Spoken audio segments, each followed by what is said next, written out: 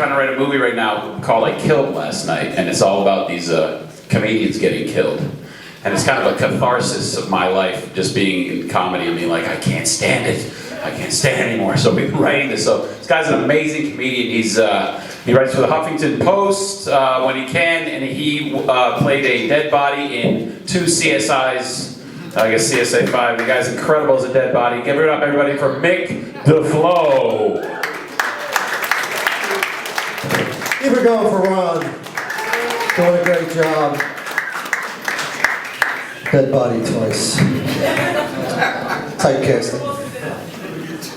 Who else can say that? No one can. But a little bit about me. I was into meditation for a couple of years. I don't know if it's really meditation. I was unemployed and I used to stare at shit a lot.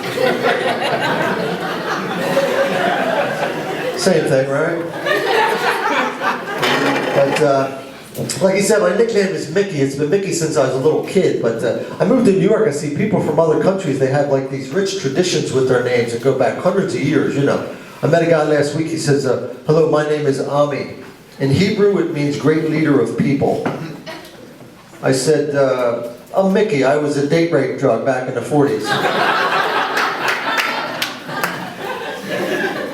Not quite so proud, really. But I was raised by 2 people. Both my parents were raised during the Depression. You know, I'm a little older. My parents were a little older than most of the kids. And I don't know what's worse, actually being raised during the Depression or having to hear about it every 5 fucking minutes. My mother would put food on the table, tell you how much it cost. You left the light on, she'd go crazy. Who left the light on upstairs? You're wasting electric. Never bought a name brand of anything. Remember that baby shampoo, No More Tears? She used to use this other cheaper brand. Quit crying, bitch. Like, where do you find this shit? Fucking dollar store? I don't know. But my mother was one of those annoying mothers who always, you know, where you going? What are you doing? If my mother was kidnapped in that movie Taken, the sequel would be called Given Back. Please, take her back. We will pay you. Please. But, my mom died a couple years ago, so I moved in with my dad because he wasn't doing so well, and he died a couple weeks later. And my family wasn't crazy about the message I left on the answering machine. Hi, this is Mick. I'm not here right now, and everyone else is dead. You can leave a message at the beep, but what's the point, really? They're gone now. Anybody else grow up with a drug problem? No, never.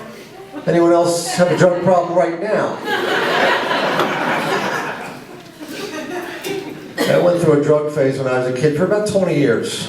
Very long phase. Have you ever seen this commercial on TV? It's usually on late at night. It's got a close-up of a guy's hand with a razor blade cutting up lines of white powder, right? Looks like cocaine, big fluffy juicy lines of coke, and he's spelling something out. And the camera goes up and you can tell he's spelling out help. It's for a drug program. I'm thinking I was going to get some help, but now I think I'll go get some coke.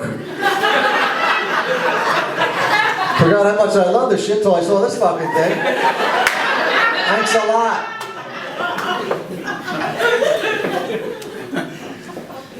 I tell you what you should never do when you're high or you're drunk. Go see a movie. It's a bad idea. I mean, a friend and I were drinking. I was probably 20-something. We're drinking all day. We decided we're going to go to the movies about 5 o'clock, right? So we go in the movie. Before we go in the movie, he pulls out a big joint of, I don't know what it was, rocket fuel, treated angel dust, whatever the fuck it was. I don't know. We smoke it. We go in the movie.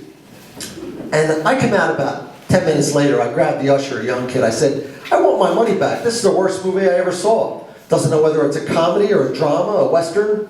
The characters are all over the place. He goes, sir, those are the previews. And it wouldn't matter anyway, you've been sitting in the men's room. I said, what do you think, you're better than me because you're aware of your surroundings? Fucking punk.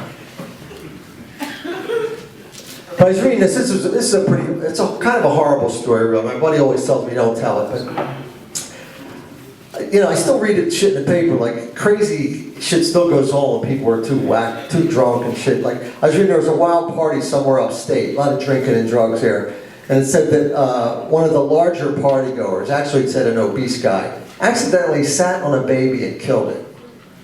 Horrible story, right? Horrible story, but I started feeling sorry for the guy that did it, you know? Like, I have trouble saying I spilled something on the rug. You know, how do you tell the host of the party you've done something like that? Hey, where do you go in the kitchen? Hey, excuse me, anyone out here have a baby? Because, goddamn, if I had known, I'd have been so much more careful. I know what I'd have done. I'd have just turned the cushion over. That's what I always do. Yeah, you're feeling good, you don't want to hear a lot of bullshit. They're going to find it eventually looking for the remote or whatever. All right, that wasn't too bad.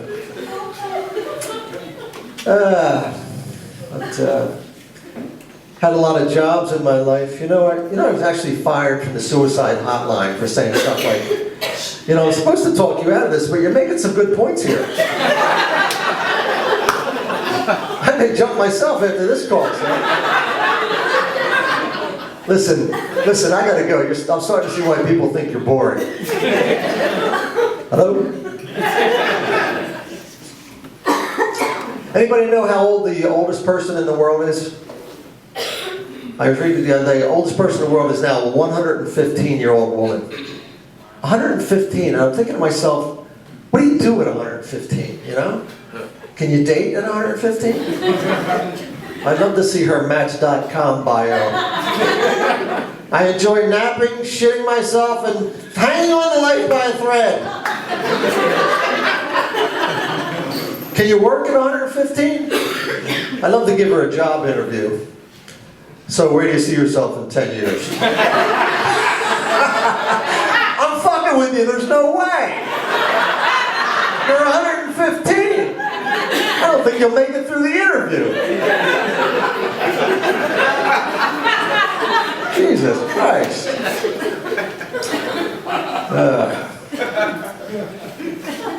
Did you ever notice you can walk up to somebody who's really tall and guess their height? And they're usually okay with it. Like you walk up to a tall dude, let me guess, 6'7", right? My friend thinks you're 6'5", I think you're taller. You can't do that with other stuff. You can't walk up to somebody and go, let me see. 350. My friend thinks you're 300, I think you're much better. Herpes, right? Thinks it's syphilis.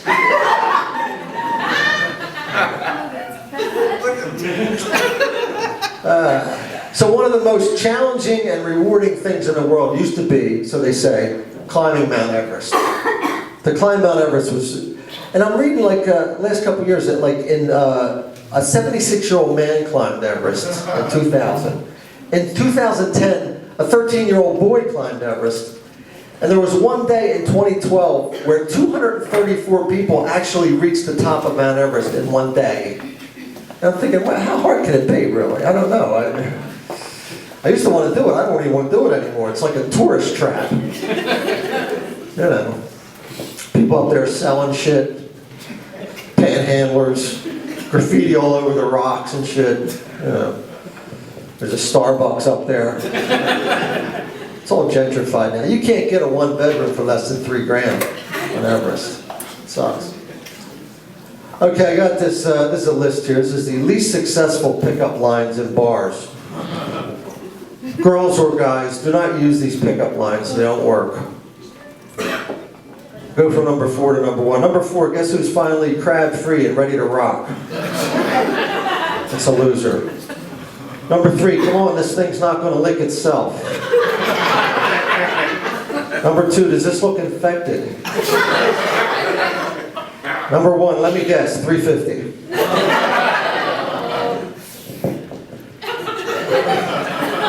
Or the other one? So, married now about 9 years. We don't have any kids. People are always using children for example for stuff. I hate when people do that. You know, politicians all do it. It's for the children. You ever hear someone say, hey, like you start bitching about something, go, hey, you want to get grateful? Go down to the children's hospital. Look at what those poor kids are going through. You'll quit your bitching then, pal. You'll get grateful then. And I'm like, can you do that? Can you just go down to the front desk at Children's Hospital? Yeah, I'd like to see the children, please. Are you a friend or a relative? No, I've just been having a bad day. I hear maybe they can pull me out of this funk. Like I said, I like kids, but I don't want to babysit your kid. I mean, I'm not asked that much. But we have a couple downstairs from us, nice couple, but they have a kid. He's crazy, like Billy. He's 5 years old. He's always jumping around. He's nuts. You know, they are at that age. Crazy. And I'll do anything to get out of babysitting this kid. She comes up the other day. She's got Billy. Billy's standing there ready to tear the place apart. And I'm standing there. I got a bowl of cereal in my hand. I'm wearing sweatpants. The TV's on in the background. I'm clearly doing nothing. And I go, look, I'm a pedophile. I'm not even allowed this close to the school. She goes, oh, bullshit. I had to watch the kid. She came home later, got all mad because I had waterboarded him.